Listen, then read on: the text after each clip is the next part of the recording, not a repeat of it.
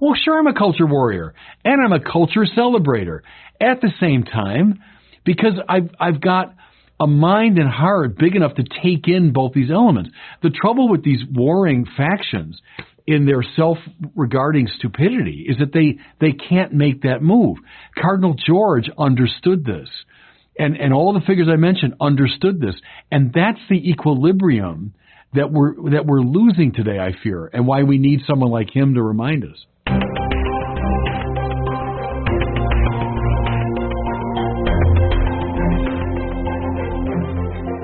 Welcome back to the Word on Fire show. I'm Brandon Vaught, the host and the Senior Publishing Director at Word on Fire. The Catholic Church seems locked in constant disagreement, often between so-called liberal Catholics and conservative Catholics. But is there a third way to lead us out of this quagmire? Well, the late Cardinal Francis George offered a compelling answer, and it's one that we'll discuss today with one of his great mentees, Bishop Robert Barron, who joins us now from Rochester, Minnesota. Bishop, good to see you. Hey, Brandon, always good to see you.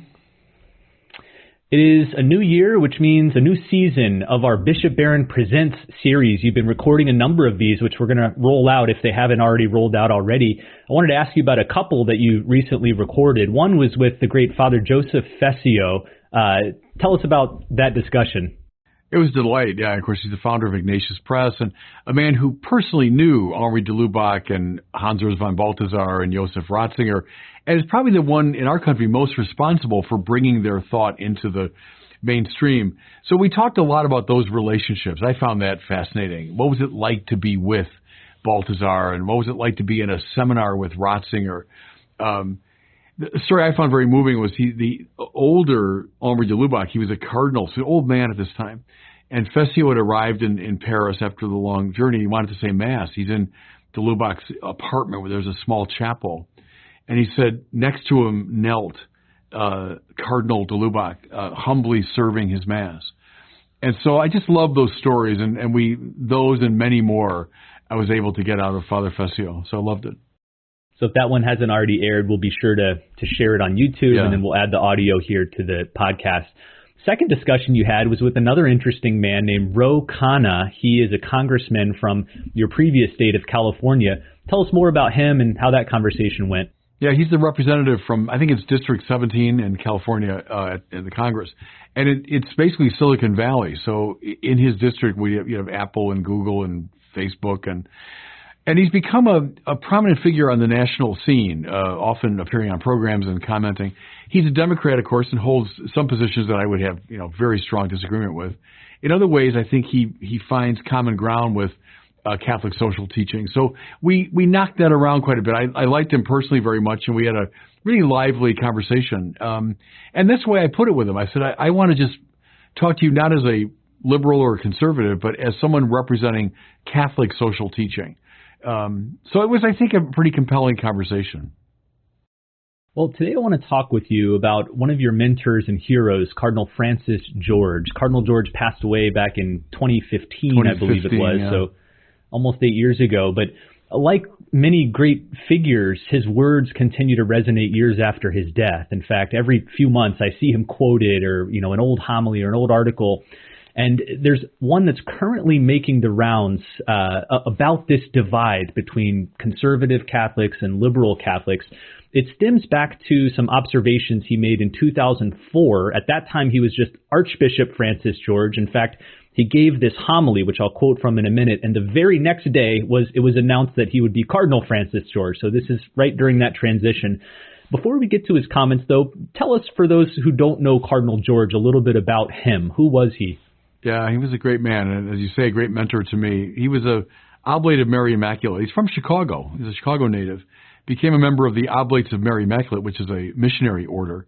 But he was drawn very early into academic work. He loved the life of the mind and books. And he taught it. He got a doctorate at Tulane University and then taught for many years in OMI institutions and universities. Then he became a high-ranking official in the OMI world, ending up in Rome. I think he was called the vicar of the order. And in that capacity, he traveled the world. He also got a second doctorate when he was in Rome. So very accomplished man, both intellectually and pastorally.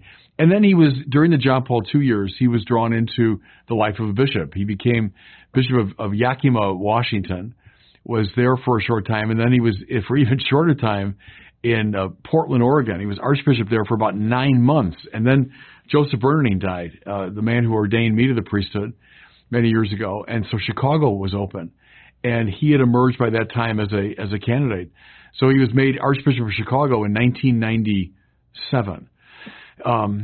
And then I, pretty quickly fell in with him because I was a professor at the seminary, and we shared a lot of, similar intellectual interests and all that. And I always enjoyed his company. And then he also was the one that drew me into this more evangelical work. He felt that there was a need, following John Paul II, to evangelize the culture. And so in many ways, I've argued he's like the grandfather of Word on Fire, because he's the one who inspired me to do this work. And I've just, gosh, Brandon, in so many ways, I'll go back to him. I'll say, well, as Cardinal George said, well, there'll be a debate. I'll say, yeah, but Cardinal George really resolved this, or Cardinal George saw this more clearly. So he's someone that has just stayed very much in my mind and heart over the years. And then it's ironic. He died in the spring of 2015, I think April.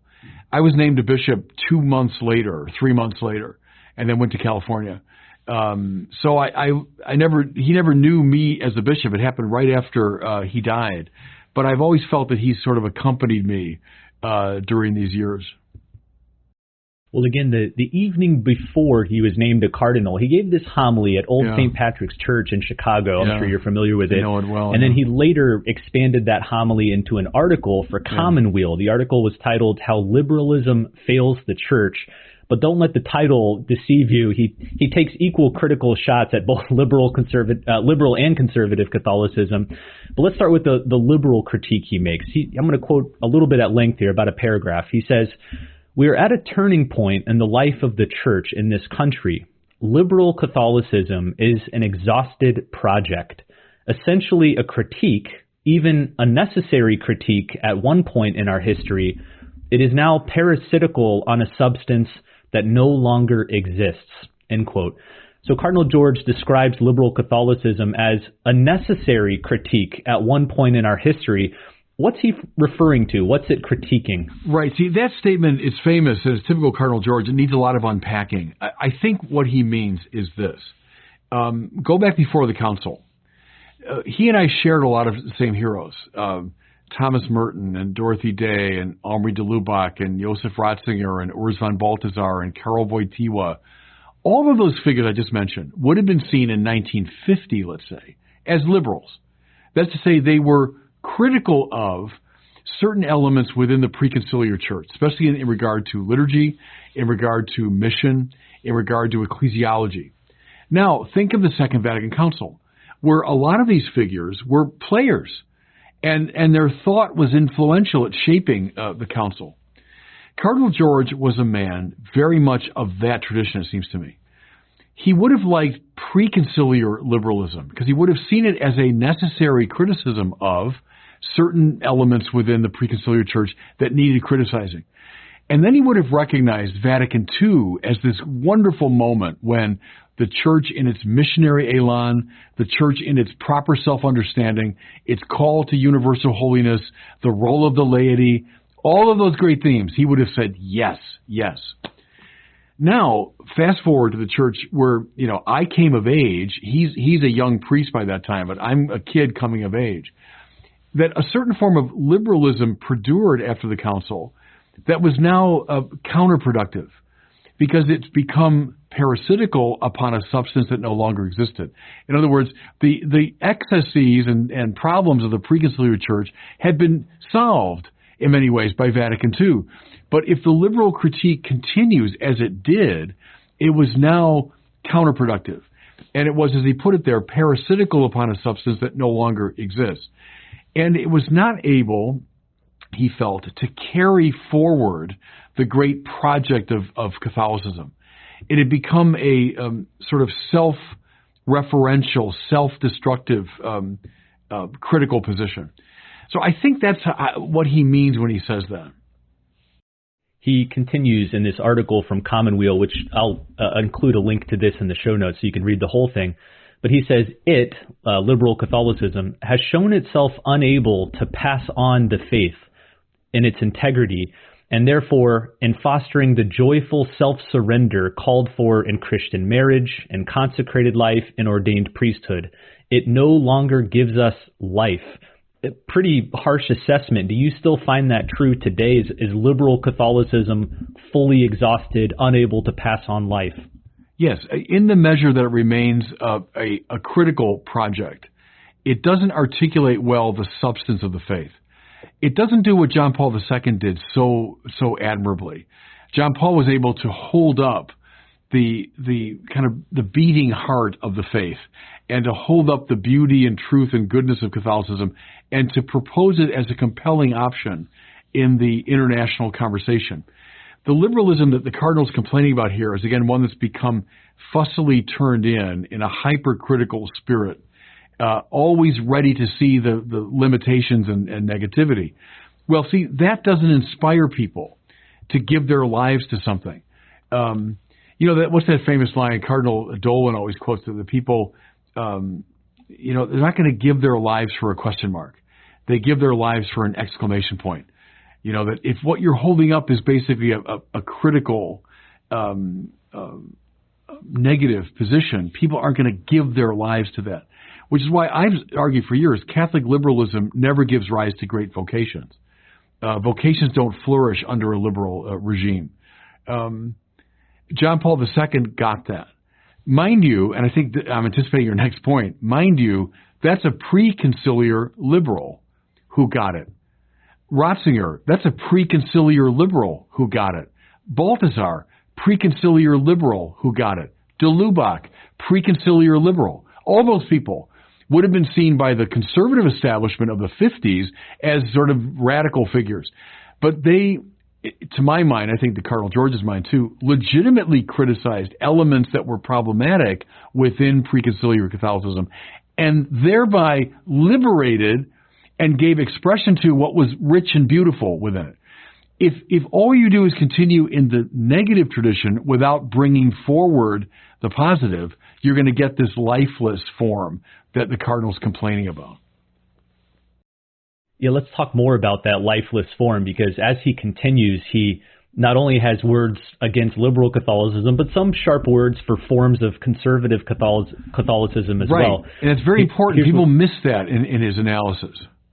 Go ahead. I agree. And again, I think because of the headline, I don't know if the headline came from him or from an editor, but the headline just mentions how liberalism fails the church without mentioning this follow-up part that he says. So, quote, let me read it to you.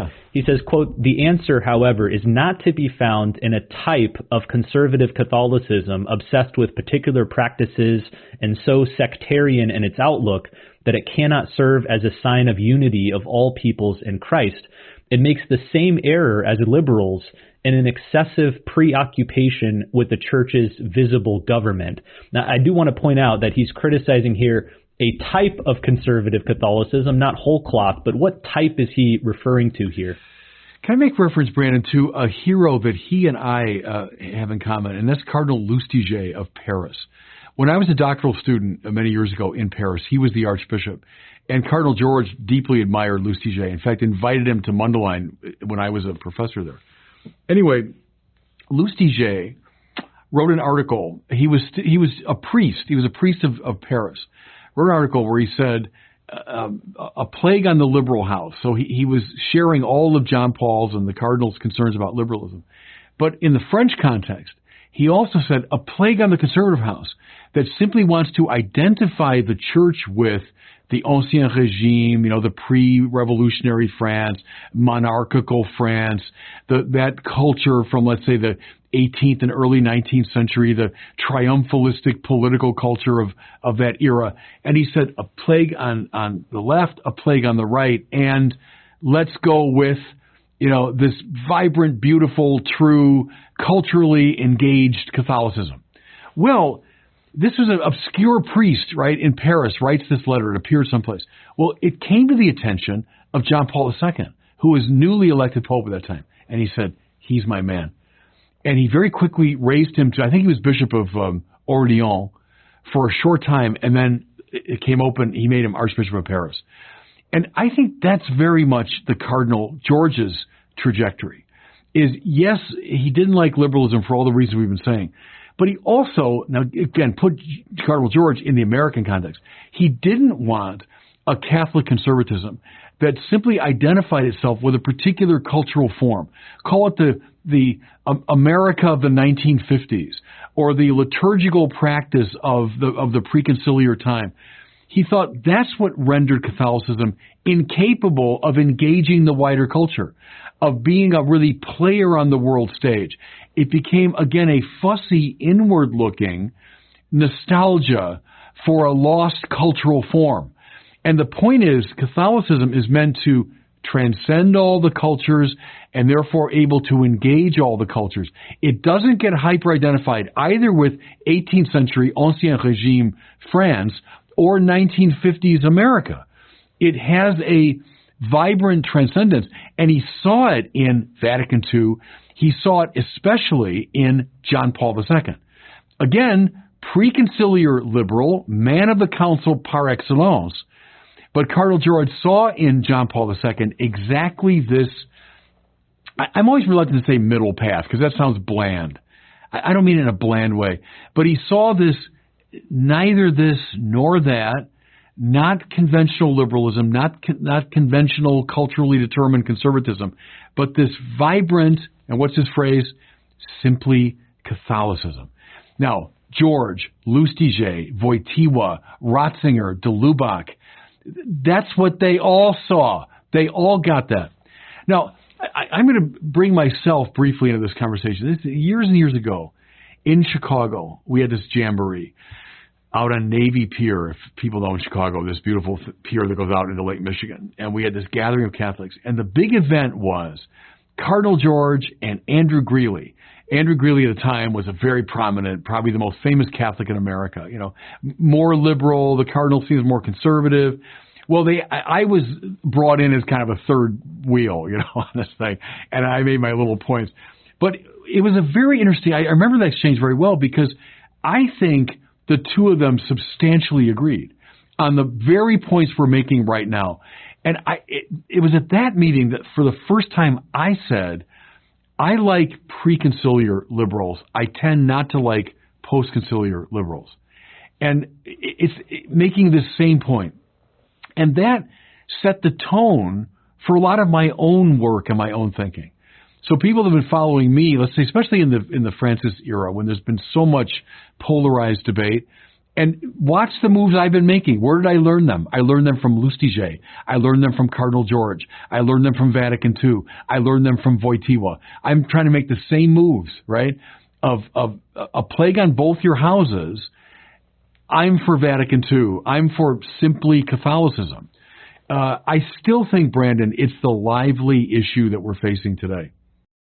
You used the phrase that Cardinal George himself used in this famous article, namely, simply Catholicism. He says, quote, "What's the answer? The answer is simply Catholicism in all its fullness and depth, a faith able to distinguish itself from any culture, and yet able to engage and transform them all. Right. A faith joyful in all the gifts that Christ wants to give us and open to the whole world that he died to save. The Catholic faith shapes a church with a lot of room for differences in pastoral approach, for discussion and debate, for initiatives as various as the peoples whom God loves.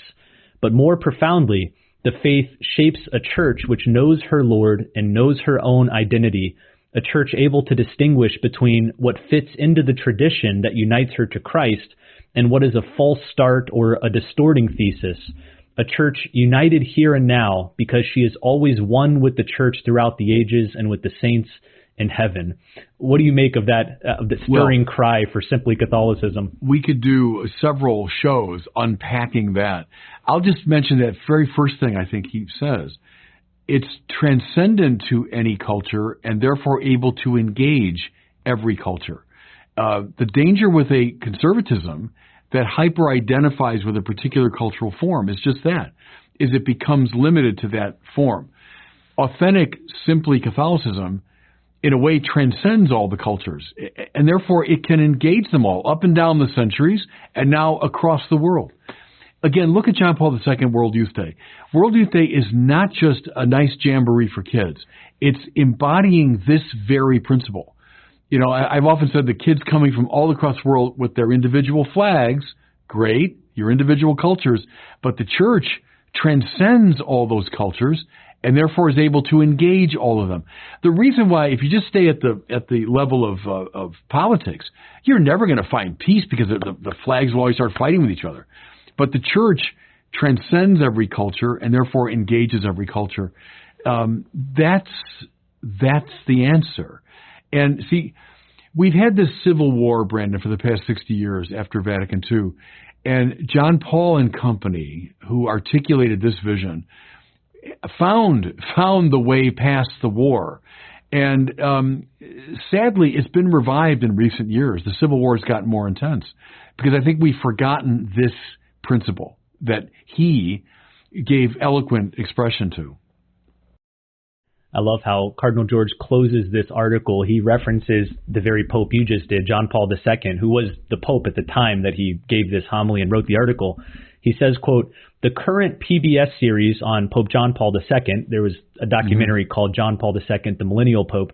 He says that documentary raises the question, is this a Pope for our times or against our times? The only adequate answer is both. That is simply Catholicism, he says. How must a Pope and a bishop and a priest and every Catholic be both for our times and against our times? And how is that simply Catholicism? And may I say, because, you know, as you say all this stuff, Brandon, I'm getting nostalgic in a way, because anyone that's been paying attention to me at all for the past 10 years, they'll understand, oh, that's where he's getting it from. That's what he's up to. This has been the governing principle of Word on Fire, and which is precisely why we get attacked from both the left and the right. Is the church for the culture? Yes, which is why we look for semina verbi every place.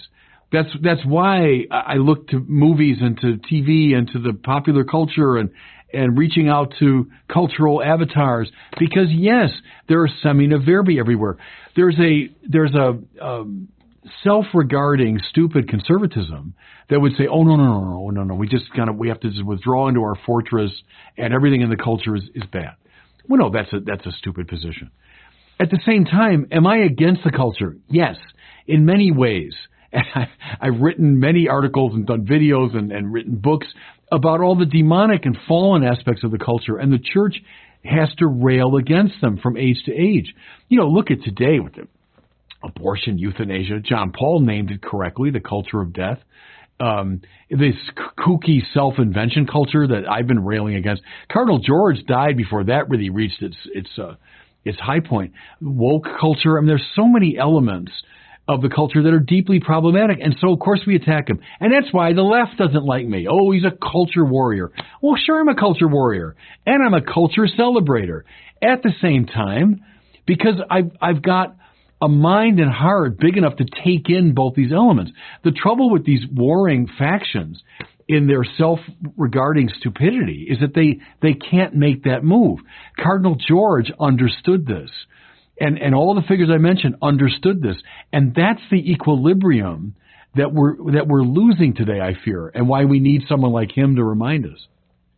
Let's close with a quest for that very reminder. Cardinal George dies 8 years ago. If he were still alive today and he was witnessing, let's just stay within the church, the skirmishes between Catholics on the right, Catholics on the left, what do you think he would say? He'd say, "A plague on both your houses, and let's get back to simply Catholicism." And he'd say, you're both playing a self-destructive game. You're both self-regarding. You're both concerned more about your tribal identity than the church. The church is a big, as he said, you know, in that quote you gave, it's a big institution able to take in a lot of different perspectives. It's a both and tradition, not a stupid either or tradition. I think that's what he would say. And that a plague on both your houses, and stop this silly tribal warfare. And recover the evangelical elan of an intelligently and beautifully presented Catholicism. If I make bold to speak in his name, you know.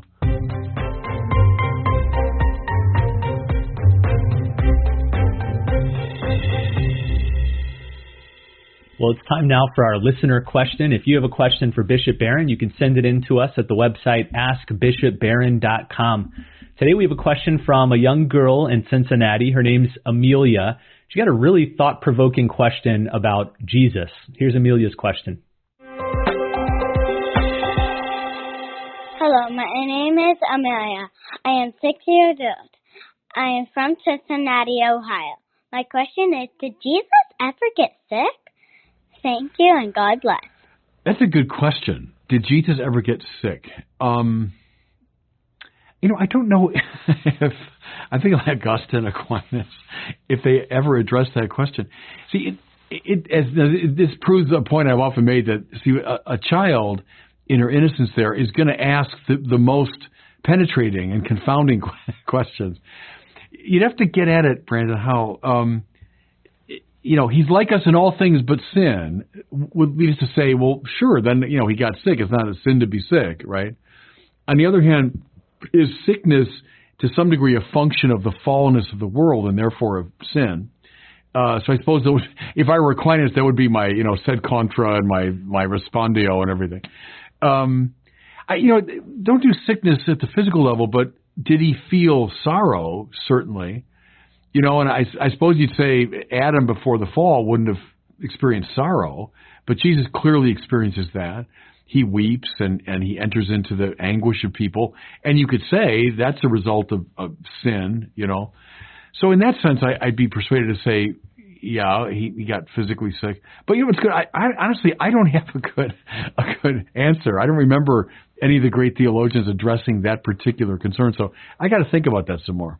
Well, listen, as we wind up here, I would like to encourage you to join us for the upcoming 2024 Wonder Conference. We had our first ever Wonder Conference a year ago. It focuses on topics relating to faith and science. As you know, one of today's most important evangelical tasks is to debunk the common myth that faith and science are incompatible. Well, the Word on Fire Institute's goal is to bring together renowned experts in physics, philosophy, theology, and history to address this perceived gap and to show how faith and science, properly understood, are mutually illuminating, especially on this year's topic of nature and the human body. So the actual theme is Recovering the Natural, Science and the Human Body. The conference is going to take place August 2nd through 4th, 2024, at the Rochester Civic Center. So we're coming to Bishop Barron's backyard. Speakers will include Bishop Barron, Heather Hying, John Vervaeke, Jonathan Pageau, Father Robert Spitzer, Abigail Favali, Ryan Anderson, and many more. You can find out more details and sign up for the conference by going to the website wordonfire.org/wonder. The first Wonder Conference sold out very quickly, so I do encourage you, if you want to go, register ASAP. Again, the website's wordonfire.org/wonder.